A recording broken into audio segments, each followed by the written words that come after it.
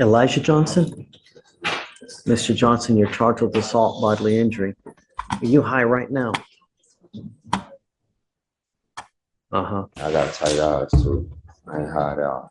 I wrote the book down.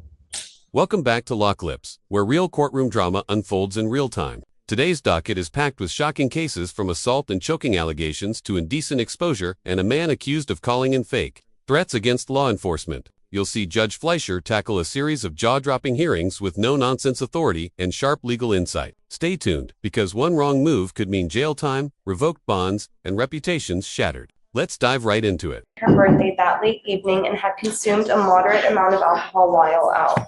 The complaining witness stumbled and caused an item in the bathroom to fall. The defendant entered into the bathroom and became aggressive because he thought she had been throwing things around on purpose. The defendant grabbed her using both of his open palms and grabbed the base of her neck and began squeezing it to the point she was unable to breathe and caused her pain. The complainant stated that the defendant, then released his left hand from her neck and then used his right hand to press her head against the edge of the bathtub. The CW stated that So the bathtub, you say? on the edge of the bathtub, yes, Judge, that's what it says. The complainant stated that the defendant then struck her multiple times in the face with his left hand and caused her upper and lower lips to become swollen, bruised, cut open on the inside of both upper and lower lips, and caused additional pain. The complainant stated that the defendant also struck her in the right eye with either an open or a closed fist, which caused her even more bruising, swelling, and redness to appear. Relationship. It doesn't appear that there was one, Judge. The complaining witness and the defendant were in a dating relationship at the time. They're no longer in that dating relationship. I just spoke to her yesterday. Were they in a dating relationship at the time? Yes, Judge, at the time of the offense. When he was told yesterday. The wrong charge, Judge, again. I don't know what to say.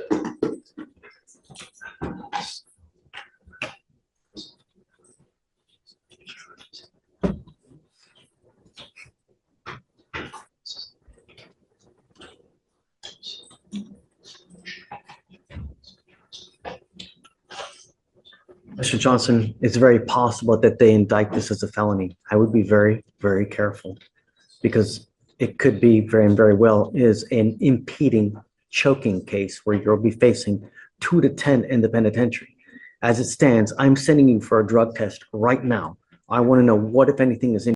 Right here, the judge makes a crucial point. This assault case may escalate to a felony choking charge, which can carry up to 10 years in prison in Texas. Notice how Judge Fleischer immediately orders a drug test and warns that bond could be revoked instantly if the defendant fails to comply. This isn't just courtroom talk. It's a reminder of how quickly a misdemeanor can spiral into a serious felony when violence or substance abuse is involved. Question for you. Do you think the judge was too harsh here, or simply protecting the community? Let us know what you think in the comments below. Kind of reset, and we're going to send you for a drug test, and we'll see you back in 30 minutes. That way. Page 18, Mayfield, come on up. Good morning, Mr. Paez Gonzalez. Mr. Paez Gonzalez, you're charged with an indecent exposure with a previous conviction. You're facing up to a year in jail and or a $4,000 fine. You're going to do probable cause. You have the right to remain silent. Anything you say can or will be used against you. You have the right to have an attorney present. If you cannot afford one, one will be appointed to you. Okay. Officers were dispatched to an apartment complex in Harris County, Texas. The complaining witness stated that he observed the defendant naked in the apartment pool and asked him to leave. The complaining witness stated he later observed the defendant naked while sitting on a patio bench while masturbating. When officers arrived on scene, the defendant continued masturbating while in the officers. This next case takes a disturbing turn. The defendant is literally caught in the act of indecent exposure, continuing even as officers arrived. That level of disregard for law enforcement raises serious red flags for both mental health and public safety. The judge's quick decision to order immediate drug and alcohol testing shows a zero-tolerance approach to public lewdness, especially from someone with prior convictions. What would you do if you witnessed something like this in public? Let's hear your take.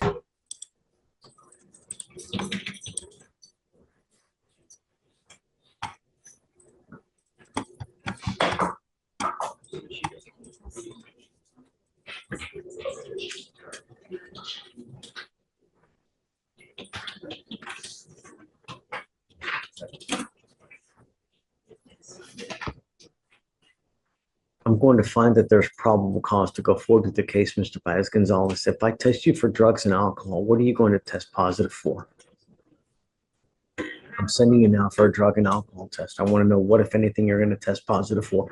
You're to come right back. If you fail to come back, I'm going to revoke your bond and I'm going to make it high. Do you understand?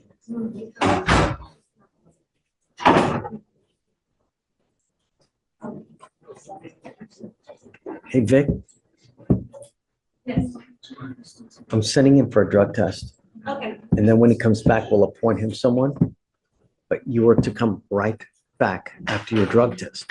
Do you understand? Okay, head on over that way. Right this way. We still need to do a whole host of conditions after the fact, but we'll do it after the drug test. This is his 1, 2, 3, 4.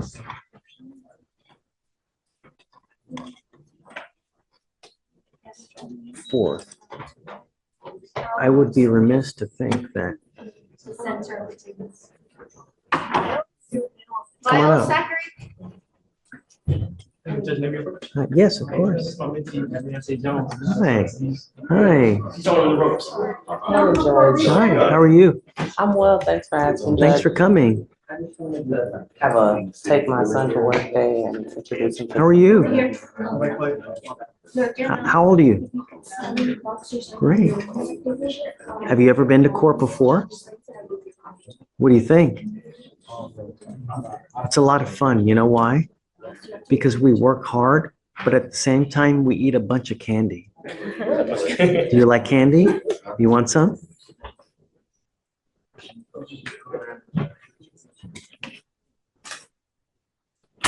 Oh, I have so much candy that I can help you with. This is one of my favorites. I don't think so. So I have one of that too. How about some? You like Sour Patch Kids? That's a height. This is the best part of the job. You work hard, you study hard, you can do whatever you want to make it. That's all I know is you can't.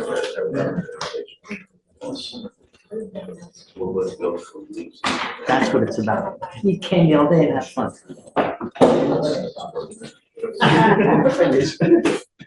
I hope you have fun, and you're welcome to hang out with us anytime, perhaps later, when that's all done, we can show you the jail. too. Look at the jail, you know? Yeah. Yeah, it'll take a while, but yeah. Yeah. Absolutely. Good morning, Mr. Balance. So your lawyers are bringing you, or your lawyer is bringing you out here because she's asking me to set you a bond. I don't know. I don't know anything about you. My main concern are two. Number one, are you a danger to our public? Number two, if you are not a danger, are you going to go back?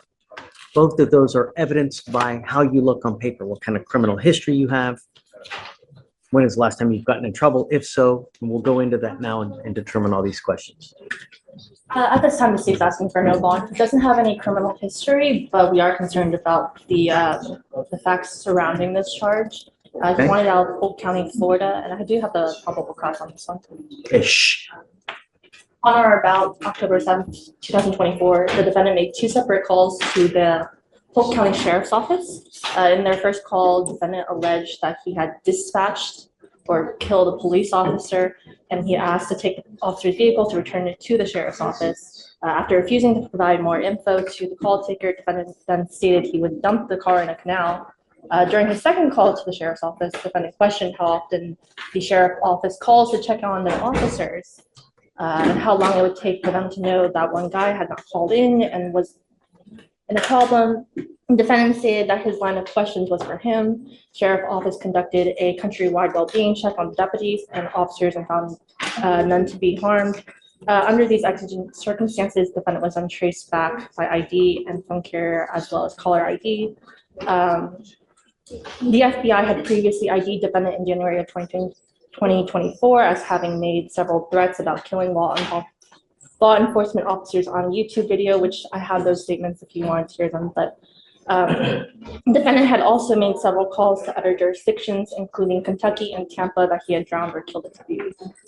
So Now, this case is chilling. A man accused of making calls claiming he killed a police officer, and even asking which state would be best to shoot an officer. What stands out is the pattern: multiple calls across states and past FBI monitoring. This isn't a prank. It's a potential federal level threat. The judge's visible concern reflects how law enforcement handles threats. Cop.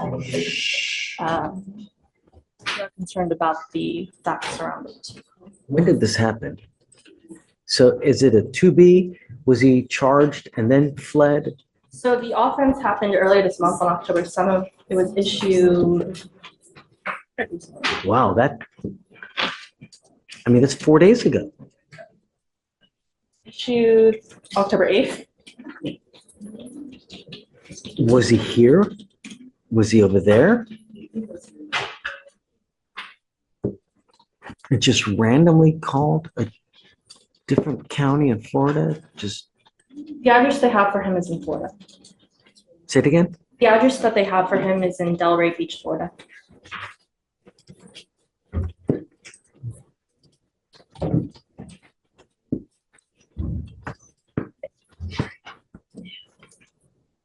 I can also call Dave if you need him, but Being what's going on in Florida now, how long is it going to even take to get them over here to get him? I mean, we'd be setting him out for 14 days, so it'd be 2 weeks. I know that you're setting him out for 2 weeks, but are they going to have the manpower to even come get him at that time? You know, I think that there's a lot of other priorities. I mean, there's still millions of people without power. Right. And that adds it. So I'm going to presume that they're not going to get him in 14 days. They're going to want an extension at their minimum. So I don't know, Sonia. It's just.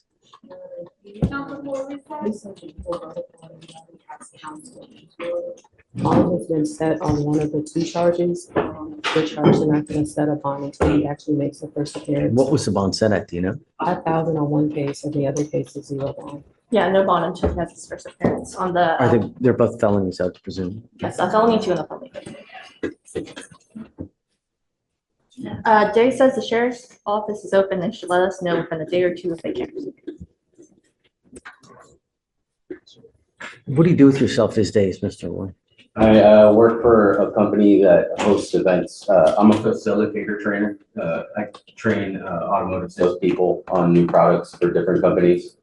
I travel, they travel me. We set up a big event, like for Toyota, for instance. They bring out all the regional salespeople, and then we make presentations presenting the new products, have them drive the cars. May I add something or Sure. I did live in Florida. I know I had a bad night with all this stuff. I got divorced about a year ago before I moved up here. This was Don't talk about the cases. okay. I understand. They informed me, but I'm not a danger. I don't have a record. I don't have any ill will, or whatever happened was a one-off. I understand. I did acquire counsel so that I can resolve this issue. I have no intention of harming. I've asked for extensions for work and everything so that I can go down and take care of this. I will get myself down, even if it means waiting a little bit or dealing with the problems with the hurricane. I can. Do you have any weapons? No, nothing. One bedroom apartment. Yeah. Is there any way to search if someone has a weapon, a registered weapon, somehow through a database? You know, when you buy a weapon. I know it goes through the ATF, but there is not. Is there a way? There's an ATF report you can draft it, but it takes a while to get back to it. It's not like an instant thing. Okay, you'll see that. You know, I want to make sure that he doesn't have any weapons. He also has conditions requested by law enforcement officers not to have, but. I know that, but I want to know, does he have any weapons at his disposal? If we let him out, he's going to go harm someone. I mean, it scares me. How long do you think we can know whether he has any registered weapons or not? Sometimes it takes weeks, Judge. It depends on the investigator, who they know at ATF that can draft a report. It's really, there's no time frame. Dave says that he can look up the firearm if you give him a second. He also said it's not a one-off and that FBI had him in January 2024. Say it again. He also says that it's not a one-off since the FBI had him in January of 2024 earlier for the YouTube comments. And Polk County had the call just earlier this month.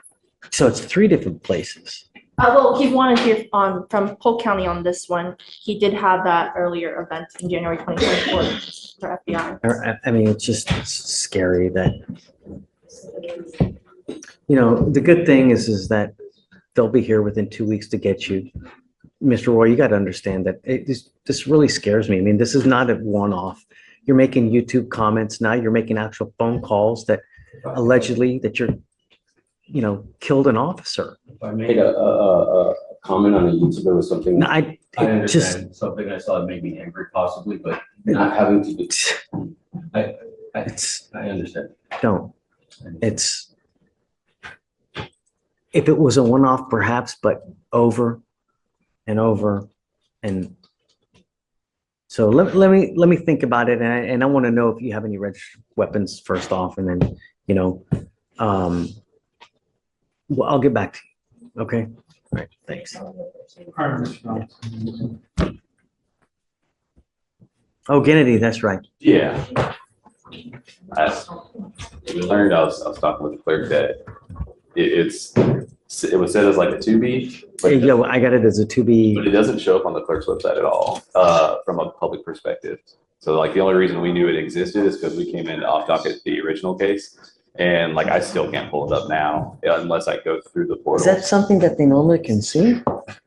I don't think that you can normally see 2Bs. Because like felony 2Bs, I can usually see. Misdemeanors, I guess we just don't get them too often where. It's really weird. Yeah. I don't know. Can you see 2Bs on the clerk's website? Well, we have more access than they do. So If I were to just like go look on anyone in the public, can they see the 2Bs for misdemeanors? I don't know. Yeah, it's I don't know. I can't see any of the filings in the case or anything like that, which is just, I don't know. It's interesting. Well, I'm glad that you find out. Yeah. I would have reached out to you regardless to let you know about the bond violation.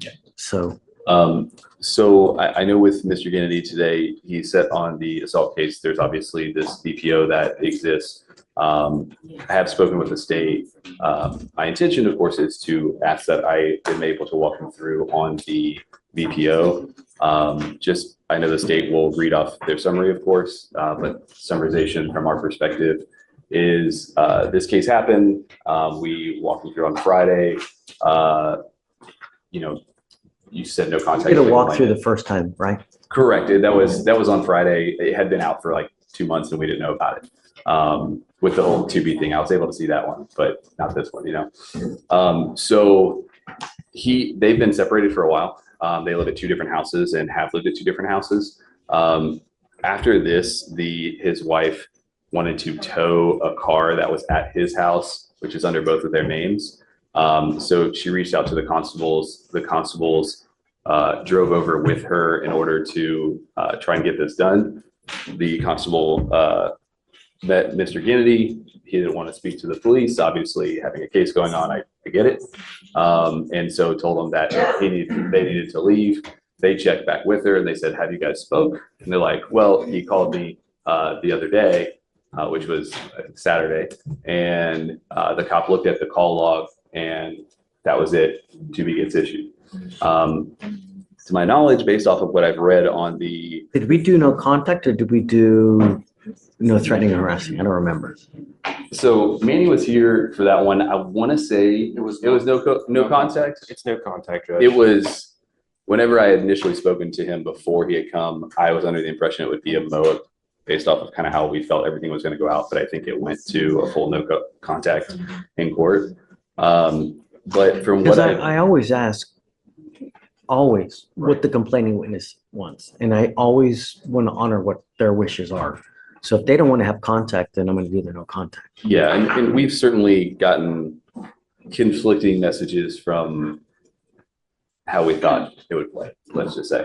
Looking from him? No, from the complaining witness about her wanting to proceed. So you've been in contact with her? So when we made contact, we go like, nope, don't want anything to do with it. Then we came into court and it was. Just telling them something different. Right. So when the officer looked at the call log, All I know is that he looked at a call log, and that's it. Doesn't necessarily mean that they looked at the number. I remember reading something that he's in the middle of the street. Yes, Judge. Yeah, an officer, because an officer gets a report that he towed the complaining witness's vehicle. He goes to his address to search for the vehicle. He doesn't see the vehicle. 1 second. A vehicle gets towed from whose house? The complaining witness was staying with her sister. She calls officers and says that he owns a tow truck business and thinks that he towed her car. So the officer goes to his house to see if the towed car is there. He drives past once. He's standing out in the yard. He drives back. And we're talking about he's in his house now. Yes, he's at his house. The officer drives past his house. He's in front of his own house in the yard. Officer comes back down the street and he's standing in the front of the road and starts yelling at the officer. And at least from our perspective, he owns a body shop, not a truck company. And the officer had come down the street and had said, oh, Mr. Kennedy, and he came out to the street set. And that's when essentially there was some yelling. So the only reason for PC is the alleged phone log. Yes, Judge.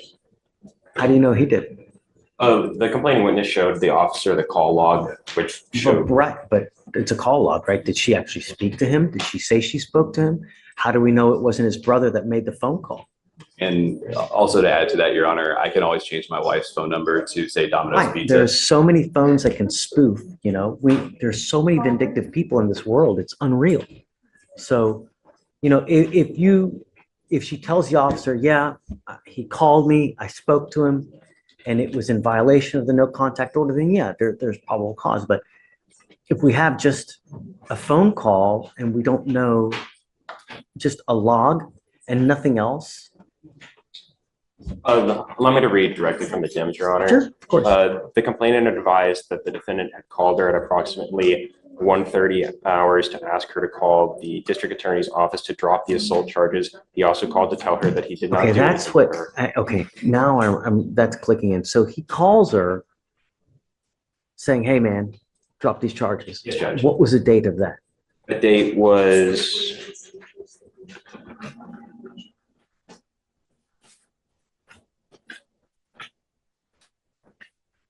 Did all the conditions on 10-4, by the way. I don't see another date alleged besides the October 5th date, Judge. So she. This is the phone call with the log, right? Yes, Judge. And then she showed the officer the log as corroborating evidence. See, Your Honor, strictly if I have an individual who is certainly mad that she wants access to a vehicle so much that she's had a constable come out, I would put that past somebody who could change somebody's name in their phone to make it look like they called. If we had just a phone call log, Right. I was going to find no PC. Right. But if she is saying in the sworn statement that he made a phone call to her the day after he had court, telling her to drop the charges, I mean, that's a violation. And remember, this is only probable cause. So by Yes, Your no Honor. means does it mean there's beyond a reasonable doubt. And I understand with that. And at least in the alternative, I'd ask that, a bond be set so that I can Yeah, have a bondsman I'm going come to up set him a here. bond, but I'm not giving him 2 walkthroughs. I gave him a free walkthrough once. The day after he allegedly makes a phone call trying to obstruct. No, I'm not. Judge Fleischer isn't holding back. This moment perfectly captures her style, direct, commanding, and focused on accountability. She warns the defendant that any violation of bond conditions could mean immediate jail time, even mentioning Mother Teresa to underline how seriously she takes protective orders. This scene highlights why family violence and contact violations are treated as severe red flags in Texas courts. Legal takeaway: once a no-contact order is in place, any call or message, even to make peace, can be considered obstruction. Person of this county. Do you understand, Mr. Kennedy? I don't care what your excuse is. I don't care if Mother Teresa tells you to make a phone call. You violate conditions. We will have a very, very disturbing hearing.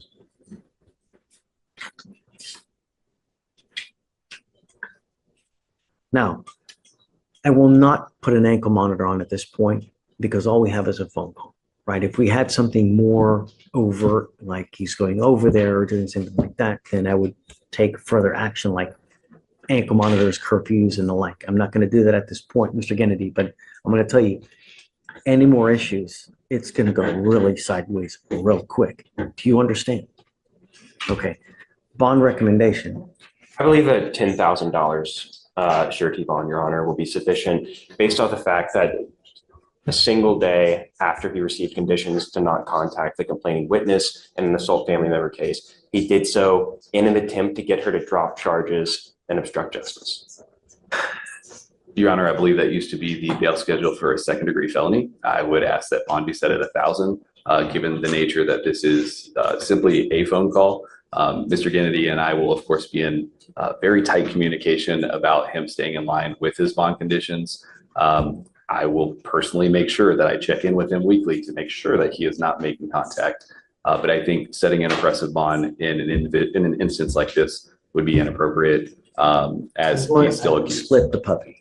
Okay. I'd do it at 5. Thank you, Judge. So, but you got to understand, I am now also going to revoke your bond on the assault case, and I'm also going to make that 5,000 as well. So now both will be at 5,001.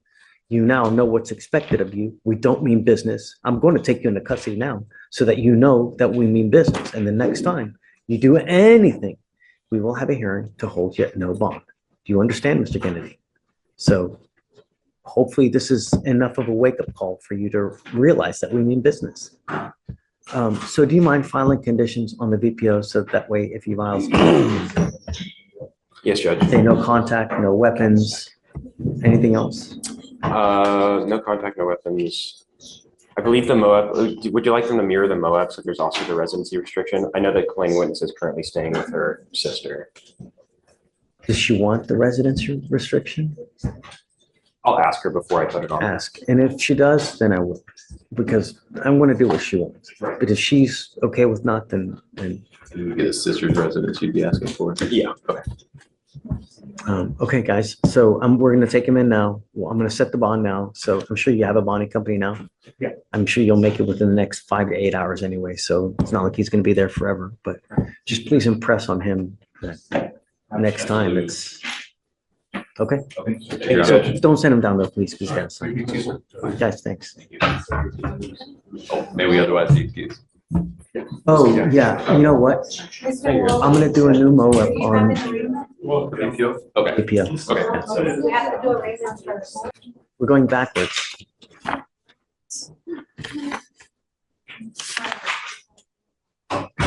Jesse Garcia.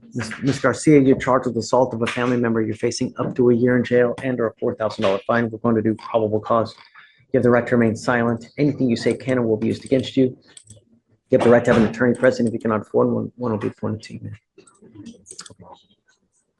On October 6th of 2024, officers were dispatched to a disturbance.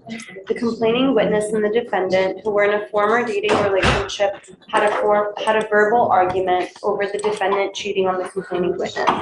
The complaining witness then walked into his room and the defendant followed him, slapping him with open palms on the back of his head, causing pain. The defendant stated she was going to destroy the residence and knocked over a TV, so the complaining witness wrapped his arms around the defendant. The defendant then grabbed a picture frame and swung it back at the complaining witness's head multiple times, causing pain. The officer observed the complaining witness to have his left eye bruised, swollen, and had blood vessels popped with marks on the top left corner of his forehead. There is no prior criminal history on the part of the defendant, Judge. Oh, if he wants to have contact with her, or no? But I can look. Ms. Garcia, I'm going to find that there's probable cause to go forward with the case. It looks like we haven't made contact yet, Judge, so I Okay. can't be sure on that. Until I know, I'm going to order no contact with this person. You're not to have any contact with this person. You're not to be in possession of any weapons. A protective order was issued in this case. I suggest you get to know it because if you violate the protective order, the state can and will file additional charges against you. And those are about the worst misdemeanor charges you can pick up. What do you do? How old are you, ma'am? 28. For a living? I'm a Spanish interpreter. Okay. And what kind of money do you make a month? About $800-900 a month. Is it? Maybe. I get, Do you live with someone or, well, I did live with my boyfriend. okay, where are you going to go now? Because you're not allowed to have any contact with this person. I can go to my sister's house. Yeah, you're not to have contact with this person. You're not supposed to go within 200 feet of 7 Boynton Drive. If you Yes, sir. violate this court state, they're gonna file additional charges. I'd be very careful. Yes, sir. Did you want to apply for an appointed lawyer, ma'am? Yes, sir. Okay, I already have an application, guys. So what I'm gonna do now is I'm gonna have you go to Victoria Center, resit. I'll have you take your seat in the jury box while we get your bond conditions ready. Do not leave until you sign the bond conditions. And then I'll have you sign, or I'll have you talk to a lawyer today. Okay? Jones, Caleb, page 14.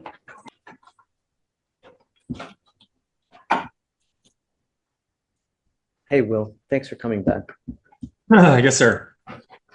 You know, Mr. Paez Gonzalez, there are a lot of things that worry me about this case. Number one, this is the 4th indecent exposure you have. A third is a state jail felony, and then you're looking at time, felony time, number one. Number two, when you have 2 indecent exposure convictions, you're supposed to register as a sex offender for 10 years.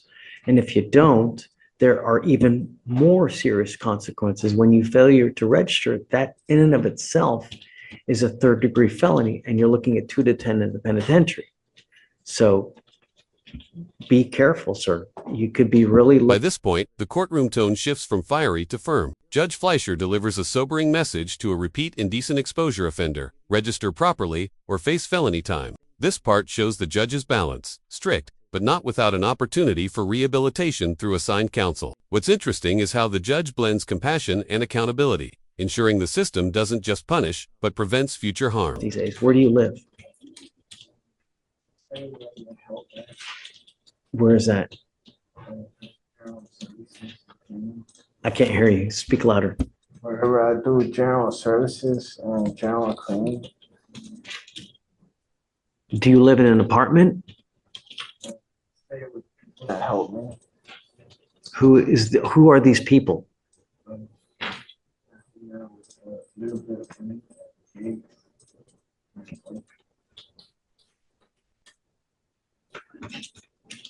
Well, he was allegedly here masturbating in a pool. Am I right? Was it a pool? That's correct, Judge. An apartment complex? Yes, Judge. Which apartment complex is this? Do you have the name?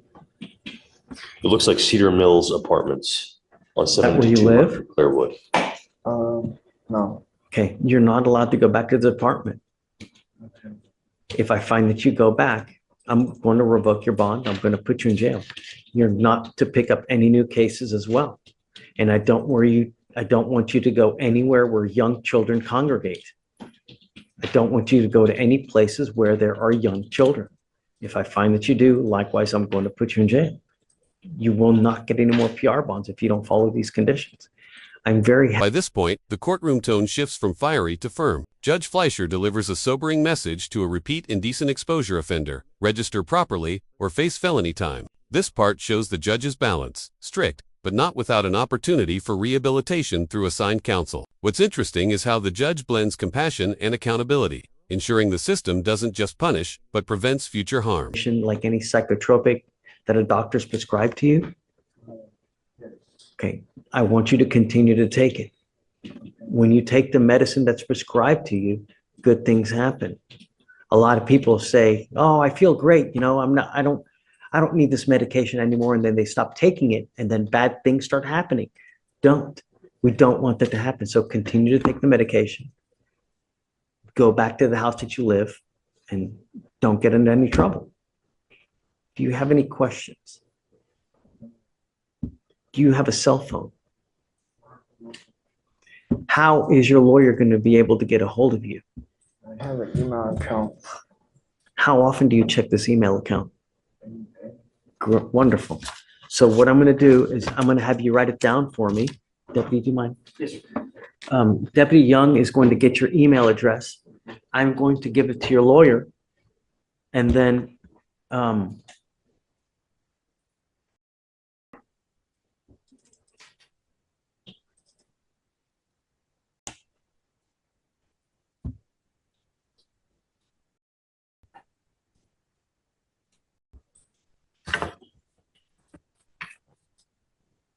I'm going to send that to Will, your lawyer. He's going to email you now a phone number. When you get back to the house, do you have access to a phone? Okay, I'd like you to call him because you guys need to talk about this case. Once you do that, then I'm happy. I know that you're talking to him. You also must remain in communication with him. If Will tells me that you're not responding to the emails or phone calls or whatnot, and he can't find you, then I'm going to issue a warrant. Stay out of trouble. Don't pick up any new cases and stay in contact.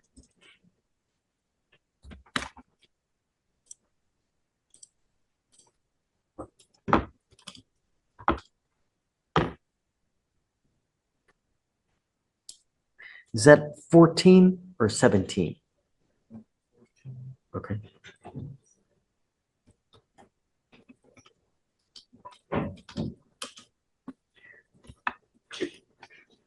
The reset that we give you now will also have your lawyer's phone number on it. We will circle it for you so you know which number to call for him.